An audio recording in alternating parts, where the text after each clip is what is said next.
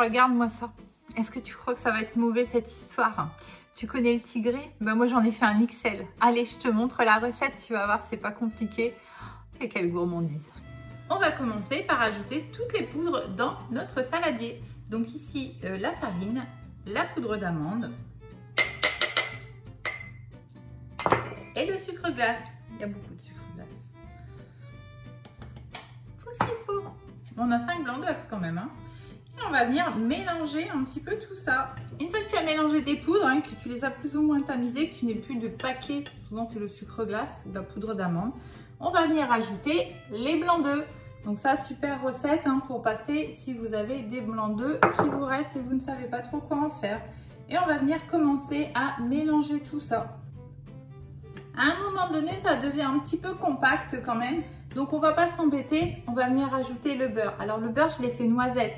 Essaye, tu verras, ça fait toute la différence sur ce genre de recette. Hop.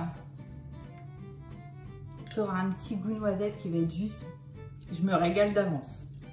Et du coup, hop, on recommence. Alors là, on y va doucement dans un premier temps, hein, pour éviter de faire paf avec le beurre.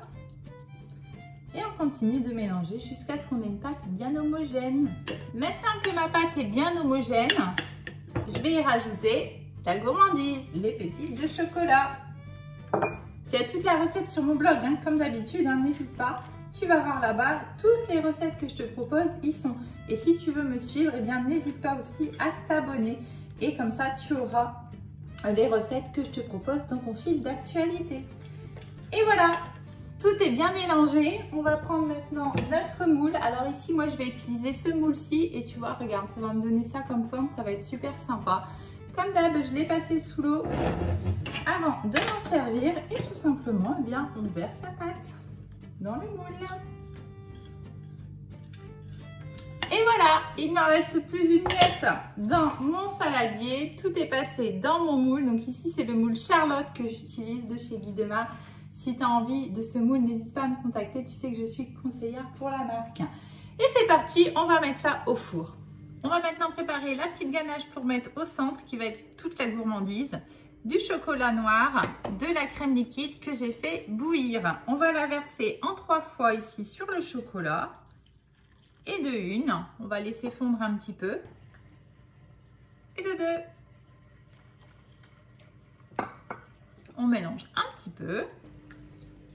Et de 3, on verse le restant. Et puis, on va mélanger jusqu'à ce que le chocolat soit bien fondu. Une fois que c'est bon, on va pouvoir rajouter un petit morceau de beurre. J'ai vu un peu grand. Et puis après. Et on mélange à nouveau. Et on va mélanger jusqu'à ce que ce soit bien lisse et brillant. Notre gâteau est maintenant cuit et refroidi. Alors, je l'ai volontairement laissé bien refroidir pour pouvoir bien le démouler premièrement. Et surtout aussi, vous voyez qu'on a quand même de la hauteur sur ce moule, hein, le moule Charlotte. Et du coup, ça va être plus facile. En fait, je vais m'aider de ma main. Je vais retourner et je vais tirer tout doucement. Vous voyez ici le moule et hop. Et voilà! Est-ce que déjà comme ça, c'est pas juste magnifique? Allez! Et pour la gourmandise, eh bien, on va rajouter tout simplement la ganache qu'on vient de préparer. Et je viens la verser au-dessus.